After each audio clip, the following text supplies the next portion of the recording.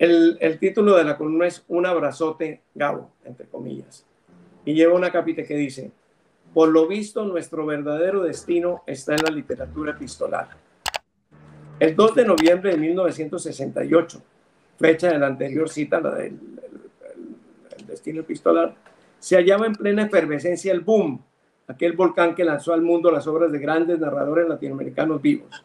Las cartas entre ellos, sus agentes, los periodistas y los editores iban y venían mientras circulaban por el planeta las peripecias de la familia Buendía, la mala vida de los cadetes limeños, la agonía del general Artemio Cruz, las locuras tiernas de la maga, los fantasmas de Pedro Páramo, las noches de rumba en La Habana y otros relatos que brotaban en lengua española y sorprendían a los lectores de todos los rincones. En la cúspide, al lado de García Márquez, sobresalían otros tres nombres: el argentino Julio Cortázar, nacido en 1914 y muerto en el 84, el mexicano Carlos Fuentes, perdón, nacido en 28 y muerto en 2012, y Mario Vargas Llosa, nacido en 36, que es el único que sobrevive. Aunque regados en diversos mapas, los cuatro se reconocían como miembros de la misma camada intelectual y política, y fieles a su instinto de comunidad, mantenían una dinámica correspondencia. Las estampillas reemplazaban a las mesas de tertulia. Gabo y Vargas Llosa azotaron los buzones durante año y medio antes de darse un primer abrazo presencial en Caracas. Muchas cartas se perdieron, pero gracias a las que recopilaron sus biógrafos y a las que custodian archivos académicos, sobre todo en universidades de Estados Unidos, Alfaguara acaba de publicar Las cartas del boom. Por sus 562 páginas circulan 207 mensajes que van de noviembre del 55 a marzo del 2012. Ya para esta última fecha, la neblina habitaba el cerebro de Gabo, mientras que Carlos Fuentes ofrecía el aspecto de un atleta octogenario. La última misiva de quien la pandilla apodaba el Águila Azteca, Carlos Fuentes, presentía un adiós al amigo. Cito entre comillas esa última carta de las muchas que se escribieron, que escribió Fuentes a Gabo. Muy querido Gabriel, felicidades por tus 85. Pensar que nos conocimos hace medio siglo, nuestras vidas son inseparables. Te agradezco tus grandes libros. Firma tu cuate Carlos Fuentes. La despedida sí era una despedida. Se produjo, pero al revés. Inesperadamente el mexicano murió pocas semanas más tarde. Gabo tardó 2 años más en apagarse.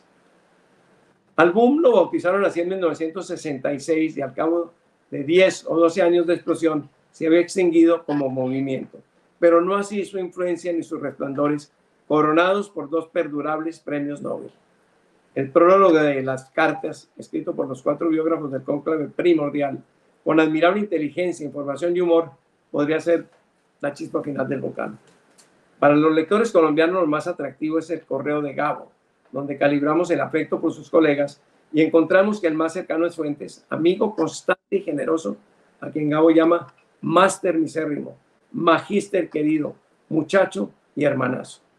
Las esquelas de García Márquez y a los parceros casi siempre se abren con un abrazote y se cierran con un apodo: Gabo.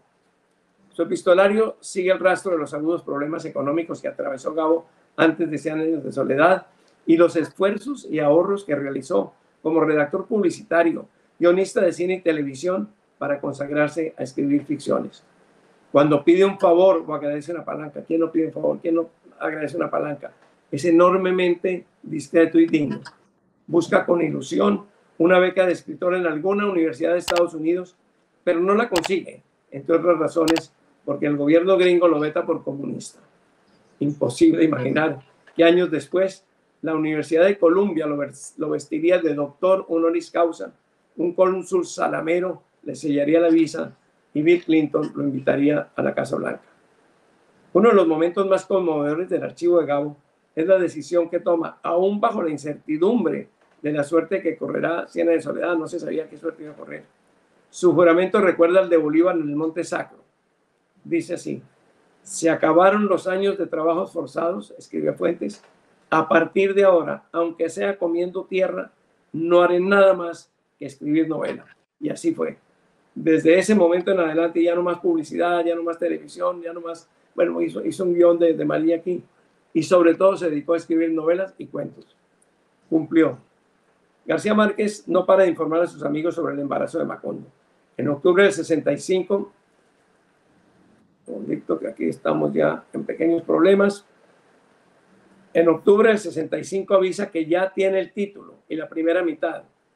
En septiembre del 66 confiesa que me asaltó el terror de que en realidad no había dicho nada en 500 cuartillas. Y le tocó limpiar el texto y asestarle unos cuantos machetazos antes de enviarlo a la editorial sudamericana de Buenos Aires.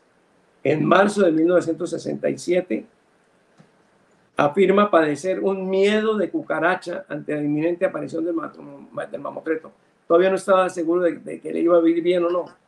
El 12 de mayo revela a Fuentes que se perdió la portada original y lo sustituirá un dibujo improvisado. En esta columna aparece la primera edición con ese dibujo improvisado de una carabela en medio de los bosques. El 21 de julio, perdón, el 30 asoman los primeros ejemplares de la imprenta.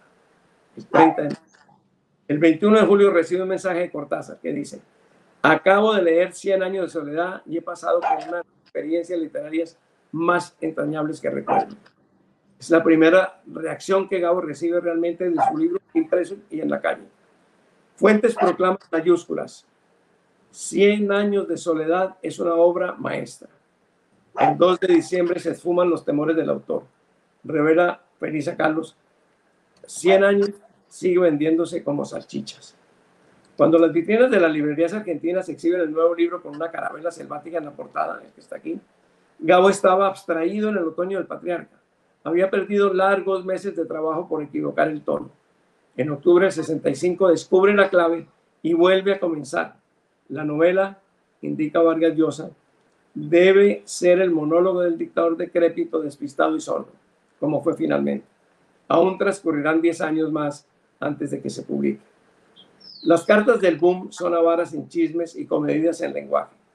El vocabulario de Pablo Escobar todavía no prevalecía sobre el de Cervantes.